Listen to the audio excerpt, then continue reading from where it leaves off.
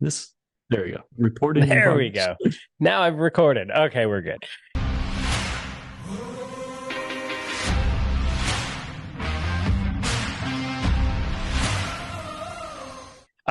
So this will be one of the last videos of the year. Usually it's one of the first videos, but we got some dead space and some free time to fit this in before we do our best of the year that we're working really hard on, almost done.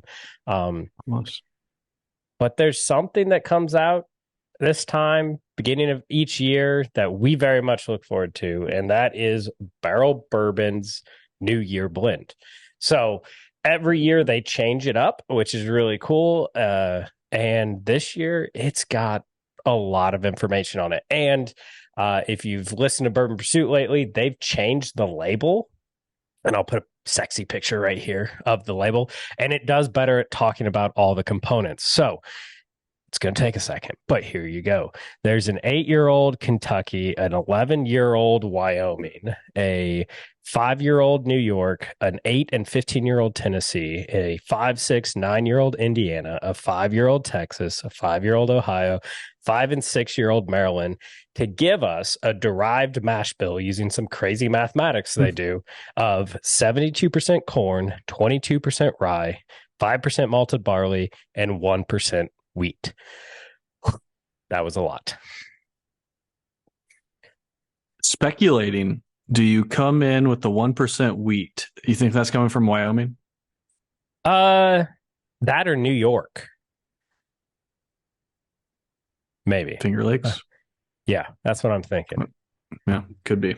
Yeah, I know Wyoming likes their wheated. yeah, yeah. But yeah, it could be Wyoming too, because yeah, they do a very good job of their weeded out there. Maybe it's from both of them, and there's just so much of the other stuff that's where we get the Could 1%. be. Because yeah, Could who be. knows? But yeah, so this is a 4 grain. It's all over the place on age. Obviously, they have to put. They don't put the age on the front. Cool. So it's Yeah, not age there's actually stated, no non-age stated on this. Yeah, it but would it looking would say 5 if right. it the minimum is 5 years old. Yep. But we can see there's older stuff and everything like that. But I mean, it's fun to see what they do. And this, I think, is next to their infinity blend they do occasionally. This is the most blended component product they have. So let's see if they can turn all this craziness into something good. Yeah, this is they've put some of these other states the last couple of years. If you go all the way back to like 2017, it was mostly just Indiana, Kentucky, Tennessee in their New Year blends, but they've really branched out or sourced more broadly recently. Yeah. If you've noticed some of the other recent releases, even the batches, they started to incorporate some of the Maryland Yeah. into their standard batches, which they've done Maryland at least in the last 2 years of the New Year's, I think. So Mm-hmm. that's one of those. They use some of these products, I think, as like it's kind of the proving grounds, so to speak, for Yeah. maybe some of these sources. So kind of gives you maybe a precursor to what's to come. Yeah. So on the nose, I get a whole bunch of cherry and vanilla. Yeah, with maybe just a slight little bit of like a toasted grain note, Yeah. but it's like a sweet grain, and definitely not overpowering or Yeah. not a young grain. Yeah, no young grain, no young oak or anything like that in there. It's definitely got a depth and complexity.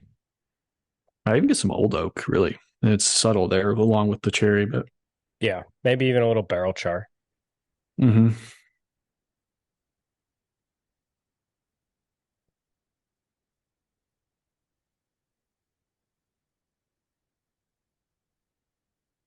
I'd say overall the nose was if we were to rate it on a 1 to 5, I'd probably just be at a 3.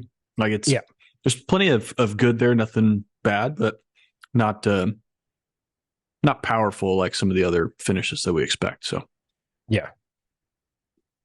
And then first impressions on the palate and the finish is very sweet. And then it's actually got a pretty good Kentucky hug to it. There's a little bit of ethanol notes on the finish that is definitely a little powerful. Yeah, and I'll admit this isn't my first pour tonight, so maybe I'm already I'm geared up for some proof, and so I'm not getting as much Kentucky hug. To me, the finish is really lasting, really coats the mouth well, and to me, I almost get more of that last. It's a little bit. It's not a char so much, but it's that lasting oak Yeah. in the finish. A little bit of pepper and spice Hmm. and everything nice. Yeah. I definitely do get a little bit of a medicinal note, I feel like. Yeah, and maybe some of Somewhere. that's also what's lingering on my tongue. Yeah.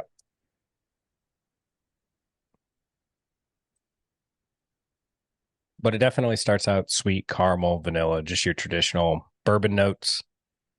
I get a little bit of that medicinal note from the palate to the finish. And then, yeah, the finish comes in nice, peppery, like you said. I do get a little bit more ethanol on it, but it's not my first pour of the, or it is my first pour of the night. And so, yeah, but overall, I don't. very, very good. Yeah, I don't get the hug. It doesn't hit me here, but it's definitely like Yeah. the tongue is tingling, which kind of lets you know that proof point or ethanol is a little bit higher. Um, I think this is a crescendo. It starts out the nose is good, gives you something to look for. You know, a few of those notes that we brought out, but nothing overpowering or super interesting. And then the palate, sweet, mostly sweet, but kind of classic. I say kind of classic Kentucky, but obviously there's a lot more than just Kentucky in this. Mm-hmm. Um, with maybe a little bit of that like baked corn muffin in that palate, and then really to me the finish is the highlight. Mm-hmm. Maybe this would be Brian's favorite New Year. He's a big fan of the finish. Um, it's lasting, it's powerful, it's complex. So to me, I think the finish is the high point. Like it just starts. Is that like a New Year's, or at least New Year's should be? Start off early, and then you finish with the crescendo at midnight. So Yeah. um, maybe this matches up pretty well to what the New Year's Eve should be. Yeah. Yeah, definitely. Uh, I'm willing to say of the most recent New Year's releases, I think this is the best one they've done. Uh, I don't have the originals like I know Chuck does when it was basically just a barrel batch because it was just Kentucky, Indiana, things like that.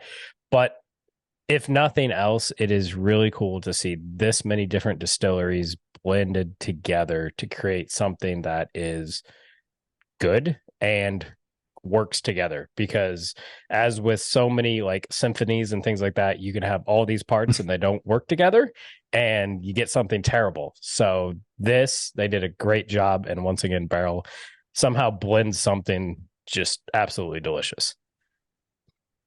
Yeah, I'm gonna actually start with the label changes. So, I mean the level of detail that they have on this label, we're big fans of transparency. If you haven't Yep. watched this, we've said this multiple times. You know, the Bardstown Discovery series, like they do a fantastic job of labeling those components and the percentages and the mash bills, letting you know where it comes from, the sources, the ages, and the percentage, the mash bills, all of that information that you can use to say, what do I like? What do I not? What sort of notes are consistent from various distillers or states? So I really appreciate this level of transparency.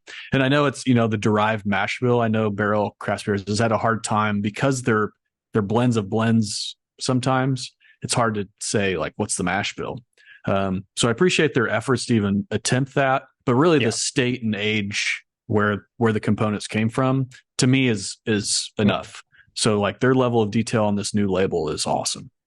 The second is like, even as I sip this, it continues to open up. And this wasn't a neck pour for me. I had taken a small pour out when I first got it. But even now, as we let it sit in the glass, like it continues to develop, which I think is a good sign is a great sign of a good whiskey.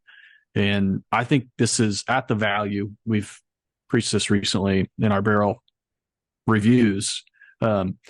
But this is a great value. And if you're looking to pick up something special for the New Year's, or even into January, this will be sitting on the shelf generally through January. And January is kind of you hit the October, November, December months, bourbon release extravaganza, right? and this kind of gets a little overlooked. Don't overlook this. So in January, even if you've already passed New Year's, it's not just a New Year's bourbon. You might be like, hey, I haven't bought a bourbon in a couple weeks. This is a good pickup. You won't be disappointed. This is, I think, great value at the 80 to $85. Yep. It's a great way to start the New Year's right. Like, it's something that we very much enjoy to do after doing whiskey of the year and go through all that. It's a great way to reset the palate, kind of start from scratch again, I think, and just see what really cool stuff Barrell's doing. So there we go. So I guess with that, like, please tune in the coming weeks, next week, to see our best of whiskeys of 2023. But thank you for a wonderful year. It's been kind of crazy here with, Brian being here sometimes, not being here with all his PhD stuff. He will be back a little bit more frequently. He's here for best whiskey of the year. We are drinking his samples. You're welcome. But happy holidays and look forward to seeing you in 2024. Yeah. Have a safe and happy Christmas, New Year's, all the holidays. So we'll see you next year. Stay neat.